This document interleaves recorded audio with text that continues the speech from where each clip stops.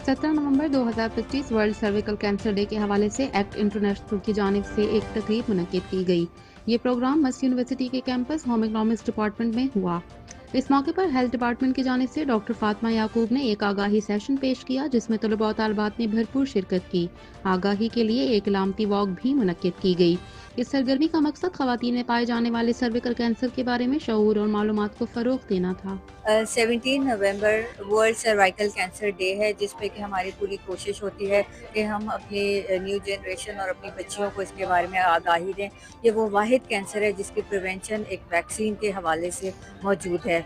इसमें मैं district health office Mirpur doctor फिदा हुसैन और हमारी गवर्नमेंट है उनका शुक्रिया अदा करना चाहूँगी कि वो हमें ये अपॉर्चुनिटी देते हैं कि हम अपने इलाके में लोगों में अवेयरनेस के सेशंस और उनकी डिफरेंट मिथ्स हैं उनको क्लियर करने के लिए कर सकें, जिसके लिए हमारे पास वैक्सीन मौजूद है। मेरी सारी बच्चियों से और पेरेंट्स से ये गुजारिश है कि अपनी बच्चियों को सर्वाइकल कैंसर से बचाएं और वैक्सीन लगवाएं। आज सर्विकल कैंसर का डे है और डॉक्टर फातिमा यहाँ पे आई हैं। उन्होंने हमें बड़ा अच्छा गाइड किया और हमारी स्टूडेंट्स बड़ी मोटिवेट हुई है।